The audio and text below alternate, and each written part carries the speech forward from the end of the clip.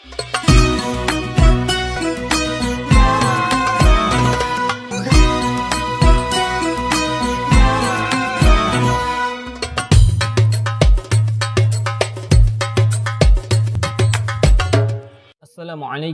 warahmatullahi wabarakatuh. Alhamdulillahi rabbil alamin. Allahumma salli ala sayyidina Muhammad wa ala alihi wa ashabihi ajma'in. Amma ba'du. Khairukum man ta'allama al-Qur'an wa 'allamahu. Sebaik-baik kalian adalah orang yang mempelajari Al-Qur'an dan yang mengamalkannya.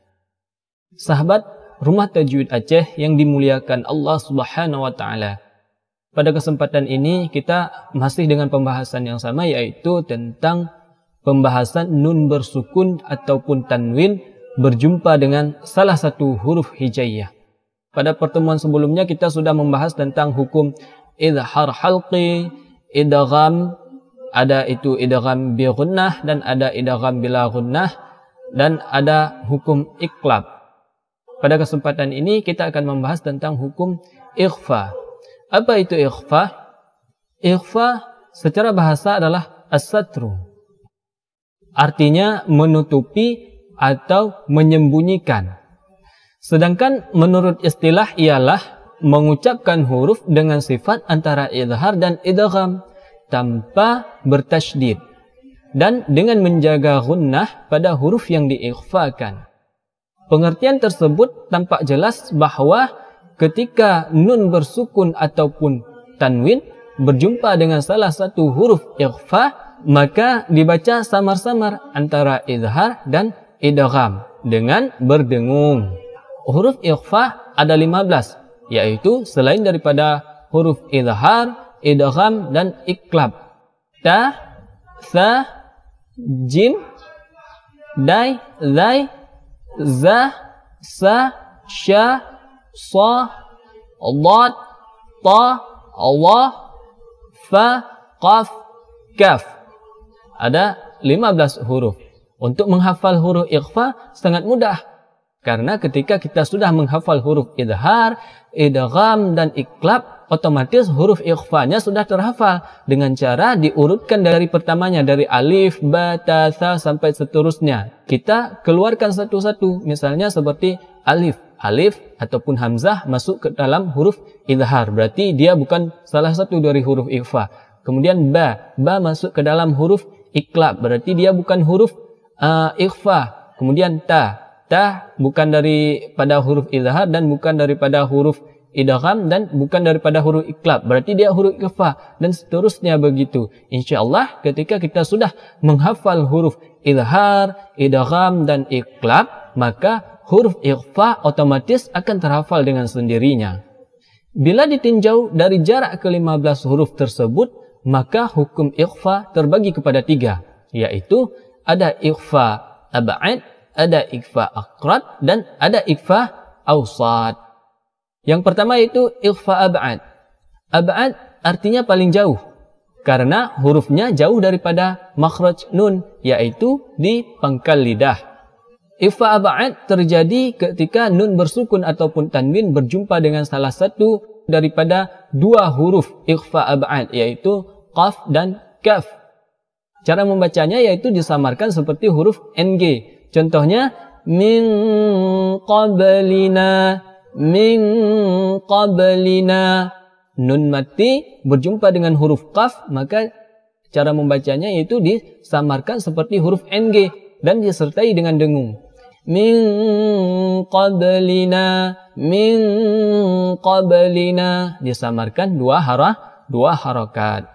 Ataupun contoh yang lain seperti man kana, nun mati berjumpa dengan huruf kaf, maka sama halnya dengan seperti nun mati berjumpa dengan huruf qaf yang seperti tadi, disamarkan seperti ng, dua harakat.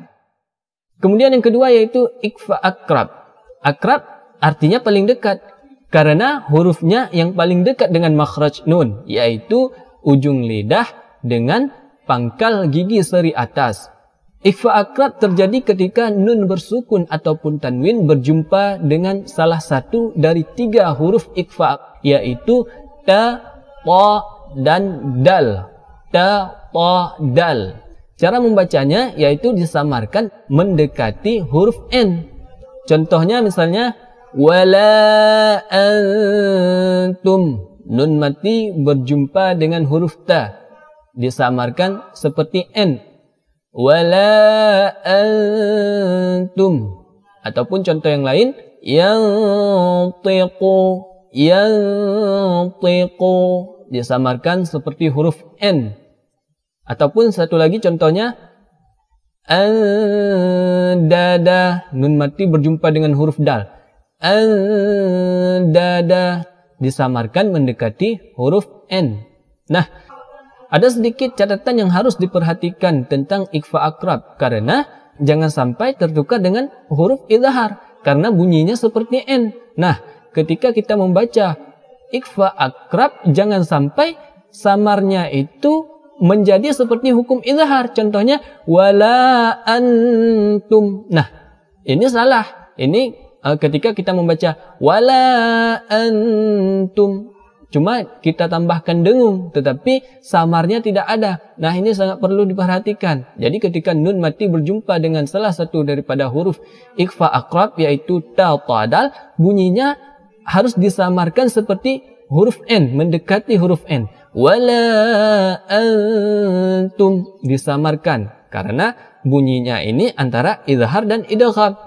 Nah, jadi harus diingat catatannya, jangan sampai tertukar dengan hukum idhar, yaitu dijelaskan wala antum, walaupun ada dengung tetapi dia jelas, maka ini bukan dinamakan dengan ikhfa, jadi harus disamarkan. Wala antum, harus samar, N-nya harus disamarkan.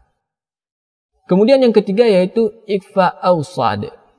Awsad artinya pertengahan, karena hurufnya tidak terlalu jauh dan tidak terlalu dekat dengan makhraj nun.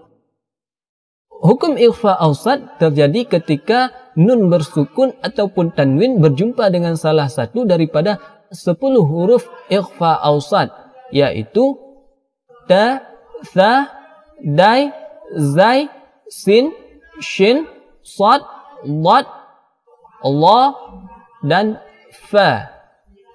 Cara membacanya, suara disamarkan mendekati huruf ny. Ingat, mendekati huruf ny. Dengungnya tidak terlalu panjang dan tidak terlalu pendek, sedang-sedang saja. Contohnya misalnya, faman syaa, nun mati berjumpa dengan huruf shin, disamarkan seperti huruf ny. Faman syaa. Ataupun contoh yang lain, insana, nun mati berjumpa dengan huruf sin. Insana. Nah, disamarkan seperti ny. Banyak orang yang mengetahui tentang hukum nun bersukun ataupun tanwin, tetapi di hukum ikhfa ini harus lebih teliti, karena samarnya itu harus benar-benar kita jaga. Karena banyak ketika orang membacanya itu tidak langsung kepada huruf ng, seperti in kuntum. Nah, ketika ng-nya langsung jelas itu, maka kurang tepat daripada penjelasan hukum ikhfa, karena ikhfa ini, arti ikhfa itu samar. Jadi ng-nya ini tidak langsung bunyinya ng, ing, tidak seperti itu, tetapi harus disamarkan. In kuntum, harus disamarkan. Nah, seperti demikian.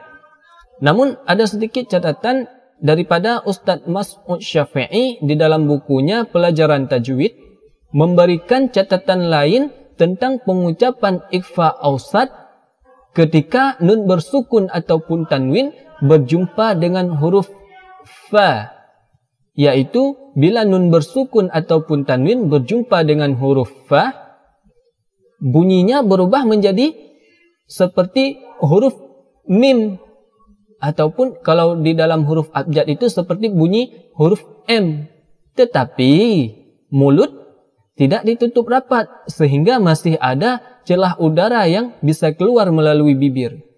Contohnya, min futur, nun mati berjumpa dengan huruf fa, bibirnya jangan ditutup terlalu rapat. min futur, ketika berjumpa dengan huruf fa. Ini khusus ya, ketika berjumpa dengan huruf fa.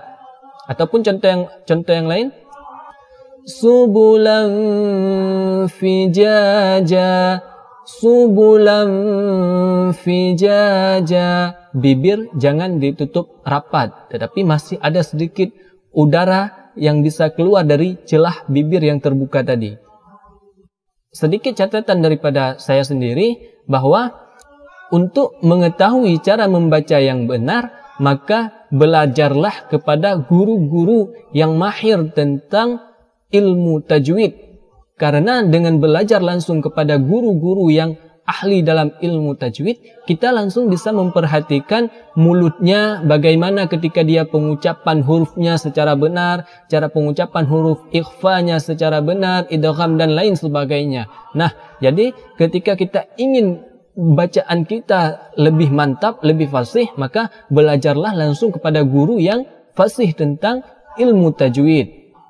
Nah, demikianlah pembahasan kita tentang hukum nun bersukun ataupun tanwin. Sudah kita bahas keempat-empatnya, yaitu izhar, idgham, iqlab dan ikhfa. Kalau teman-teman belum melihat tentang hukum izhar, idgham dan ikhfa, bisa dicek pada video sebelumnya.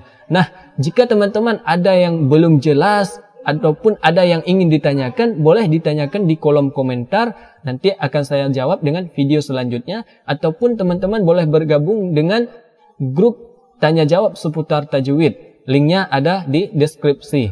Nah, terima kasih atas perhatiannya dan mohon maaf atas kekurangannya. Assalamualaikum warahmatullahi wabarakatuh.